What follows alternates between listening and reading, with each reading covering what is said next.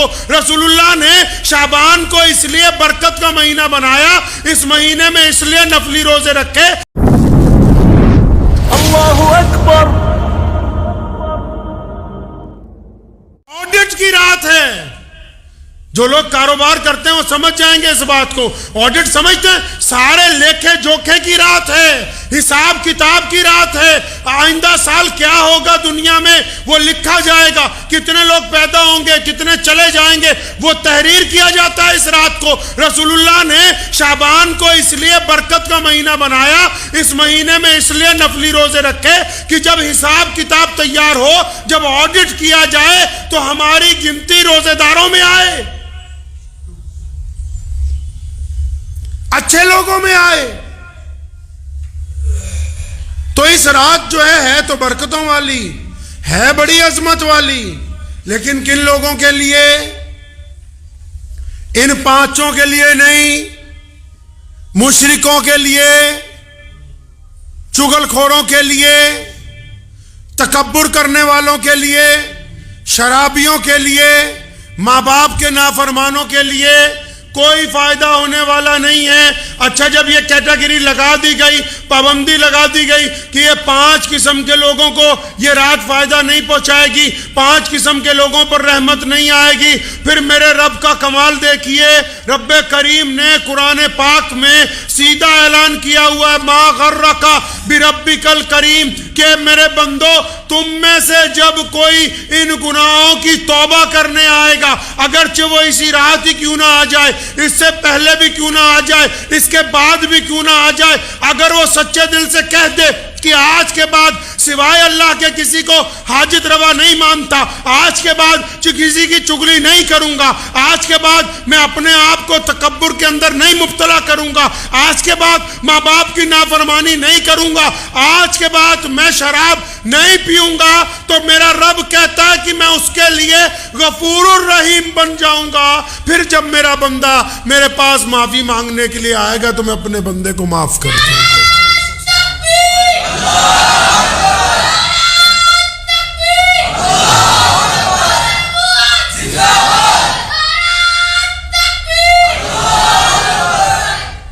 پھر جب معافی مانگنے کے لیے آئے گا، اللہ فرماتے ہیں پھر ہم معاف کر دیں گے۔ تو معافی کے متعلق لکھا ہے محدثین نے، اللہ تعالیٰ کا ایک نمازی بندہ، روزے دار بندہ، حاجی بندہ، متقی بندہ، جس نے کبھی کوئی گناہ ہی نہیں کیا، وہ والا بندہ،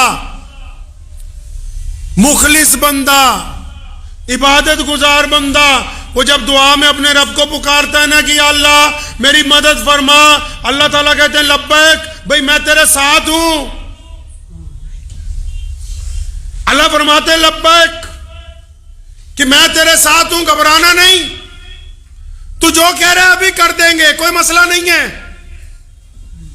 یہ جب بڑے بڑے ولیوں کے پاس، بزرگوں کے پاس لوگ دعائیں کروانے جاتے تھے، یا اب بھی بڑے بڑے بزرگوں کے پاس ہم لوگ دعائیں کروانے جاتے ہیں، اس میں راز یہی تو ہے، جو اللہ کے مستجیب الدعوات لوگ ہیں، جن کی آنکھیں جھکی رہتی ہیں، جن کے دل پاک ہیں، جو حلال روزی کھاتے ہیں، جو کسی سے کوئی مطلب نہیں رکھتے، جو ظالم کے خلاف کھڑے ہوتے ہیں، جو مظلوم کی مدد کرتے ہیں، جو بھوکے کو کھانا کھلاتے ہیں، پھر جب وہ ہاتھ اٹھاتے ہیں یا اللہ، ادھر سے آواز آتی لبیک،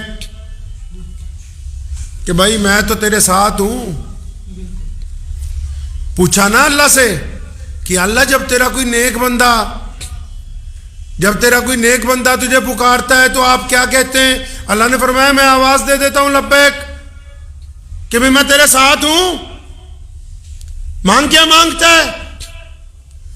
پھر پوچھا یا اللہ جب تیرا کوئی گنہگار بندہ، کوئی ایسا جس نے ساری زندگی گناہ کیے ہوں، جس نے شراب پی ہو، جس نے بہت ساری چوریاں کی ہوں، جس نے بہت سارے گناہ ایسے کیے ہوں جو اللہ کے ساتھ براہ راست تعلق رکھتے ہوں، جو بغیر نماز کے وقت گزارتا ہو، جس نے جمعے تک چھوڑ دیے ہوں، جس نے اپنے جسم کو گناہوں کے اندر ڈھانپ لیا ہو، جو گناہوں کی دلدل میں پھنس گیا ہو. جب پوچھا گیا یا اللہ جب آپ کا گنہگار بندہ جس کو لوگ یہ کہتے ہیں کہ تیرے سے بات نہیں کرنی, جس کو لوگ کہتے ہیں کہ تو اچھا نہیں ہے, جس کو لوگ اپنے گھر کے سامنے کھڑا نہیں ہونے دیتے, جس کو لوگ یقین نہیں کرتے کہ یہ سچ بولتا ہے, اللہ سے پوچھا یا اللہ تیرا جب یہ گنہگار بندہ جب تجھے پکارتا ہے کہ یا اللہ میری مدد فرما تو کیا کہتا ہے؟ تو میرے کریم رب نے کہا کہ جب میرا گنہگار بندہ مجھے پکارتا ہے تو میں کہتا ہوں لبیک لبیک لبیک میرے بندے میں حاضر ہوں, تو آ تو صحیح میری طرف. فرمایا جب گنہگار پکارتا ہے نا تو بس پھر اس کا ہاتھ پکڑ کے کھینچتے ہیں. نیکوکار کی جواب ایک بار میں, گنہگار کو جواب 3 مرتبہ. کیونکہ اللہ فرماتے ہیں ما غرک بربک الکریم, فرمایا میں تجھ سے پیار کرتا ہوں یار. لوگ تو شرابی سے نفرت کرتے ہیں, لوگ چوروں سے نفرت کرتے ہیں, لوگ ڈاکوؤں سے نفرت کرتے ہیں, لوگ بے ایمانوں سے نفرت کرتے ہیں, اور لوگ اچھے لوگوں سے ملنا چاہتے ہیں. میرے رب کی کریمی یہ ہے کہ جب یہ گناہ میں ملوث لوگ اپنے رب کی طرف آنا چاہتے ہیں تو میرا رب ان کو کہتا ہے ما غرک بربک الکریم, کہ میں تو تجھ سے پیار کرتا ہوں, تو آ جا میری طرف ایک دفعہ. اللہ فرماتے ہیں کہ میں تو معاف کرنے کے لیے تیار ہوں. باقاعدہ یہ لفظ ہے قرآن پاک میں کہ تجھے کس چیز نے دھوکے میں ڈالا اپنے رب کی طرف سے. تیرا رب تو تیرے سے پیار کرتا ہے, تیرے سے محبت کرتا ہے. تیرا رب وہ کب چاہتا ہے کہ بھائی تو پریشان رہے؟ تیرے رب نے کب چاہا کہ تو دکھی ہو؟ تیرے رب نے کب چاہا کہ تو پریشانیوں کے اندر وقت گزارے, کہ تجھے بیماریاں لگی رہے؟ اللہ کریم تو چاہتے ہیں کہ میرا بندہ میری طرف آئے. اب بندہ ہی اپنے رب کی طرف منہ نہ کرے تو کیا کر سکتے ہیں؟ یہ جو رات آئے گی نا یہ بار بار نہیں آتی ہے. کتنے لوگ پچھلے سال ہمارے ساتھ تھے, پیچھے پلٹ کے دیکھا کرو, کبھی پیچھے دیکھو. پچھلے 20-25 سال جو گزر گئے, کتنے ہمارے دوست تھے جو آج ہمارے ساتھ نہیں ہیں. ماں باپ میں سے کون کون نہیں ہیں, پڑوسیوں میں سے کون کون نہیں ہیں, جن سے لین دین کرتے تھے ان میں سے کون کون نہیں ہیں. کس غلط فہمی میں مبتلا ہے؟ پیچھے دیکھتے کیوں نہیں؟ دیکھو نا پلٹ کے. بچوں میں سے, بوڑھوں میں سے, جوانوں میں سے کوئی لکھوا کے تھوڑی لایا کہ 80 سال 90 سال جینا ہے. پیچھے پلٹ کے دیکھو تو صحیح کتنے لوگ ہمارے ساتھ تھے یار کل تک, جن کے ساتھ ہم گپے مارتے تھے, گھومنے پھرنے جاتے تھے, کاروبار کرتے تھے, شادیوں میں ملتے تھے, ایک دوسرے کے ساتھ خوشگوار باتیں کرتے تھے. دیکھو تو صحیح آج وہ قبرستان میں ہزاروں ٹن مٹی کے نیچے. یہ رات بار بار آنے والی تھوڑی ہے. اس رات کو کرنے کی بات تو یہ ہے کہ رات کو بندہ عشاء کی نماز جماعت کے ساتھ اپنے گھر کے علاقے کی مسجد میں پڑھے. عشاء کی نماز, عشاء کی نماز رات کو اپنے گھر کے علاقے کی مسجد میں جماعت سے پڑھے. کچھ دیر بیٹھے, ذکر و اذکار کرے, گھر جائے, پھر تنہائی میں اپنے رب کے ساتھ بتاؤ تو صحیح. اگر کوئی خاص بات کسی سے کرنی ہو, اگر آپ کو وزیر اعلیٰ سے ملنا ہو, آپ کو کسی افسر سے ملنا ہو, کہتے نہیں کہ مجھے 5 منٹ الگ سے چاہیے, تو یہ کیسے ممکن ہے کہ تم جب اپنے رب سے اپنی بات کرنا چاہتے ہو تو وہ شور شرابے کے درمیان ہوگی. اس رات تو کچھ وقت نکالنا ہے جب آپ ہو اور آپ کا رب ہو, آپ کی بات ہو, آپ کا رب سننے والا ہو. آپ اپنے گناہوں پر شرمندگی کا اظہار کریں, آپ اپنے گناہوں کے اوپر اپنی گردن کو جھکائیں, اپنی پلکوں کو گیلا کریں, آپ اپنے گناہوں کے اوپر اپنے رب سے معافی مانگیں.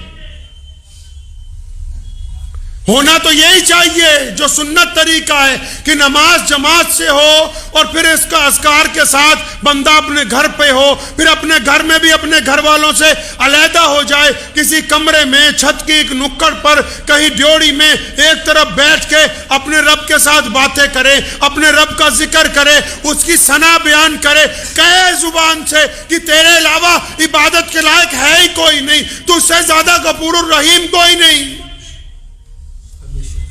مفسرین فرماتے ہیں کہ جب ایک بندہ اللہ تعالیٰ سے معافی مانگتا ہے نا اور یہ کہتا ہے تو غفور الرحیم ہے، فرمایا جب وہ یہ کہتا ہے کہ تو غفور الرحیم ہے، پھر جب اس کی معافی قبول ہوتی ہے، جب اس کا درجہ بڑھایا جاتا ہے نا، تو بڑے بڑے اللہ والے پیچھے رہ جاتے ہیں، گنہگار معافی کی وجہ سے اپنے درجے میں ان سے آگے پہنچ جاتا ہے، پیچھے رہ جاتے ہیں بڑے بڑے اللہ والے، معافی کی وجہ سے ان کا درجہ اس سے بھی زیادہ بلند کر دیا جاتا ہے۔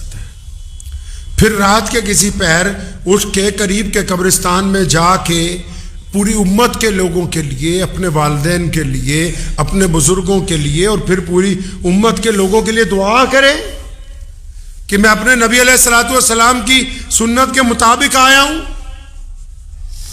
نبی علیہ الصلوۃ والسلام نے دعا کی ہے اور پھر فجر کی نماز دوبارہ جماعت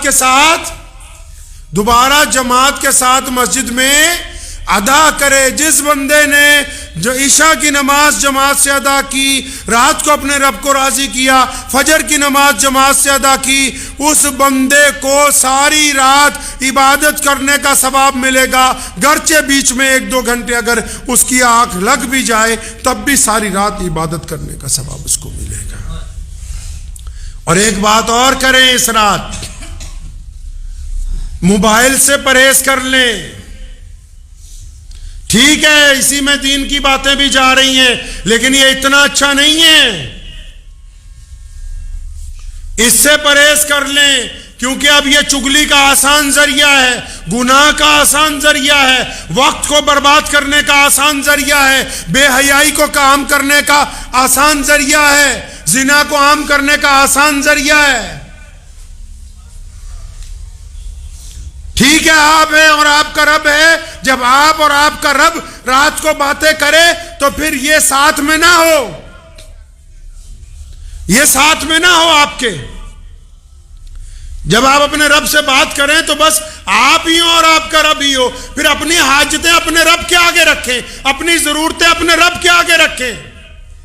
مجھے امید ہے کہ آپ کو یہ ویڈیو پسند آئی ہوگی، اگر پسند آئی ہو تو یہ آپ اپنے دوستوں کے ساتھ شیئر کریں اور اس چینل کو سبسکرائب ضرور کریں۔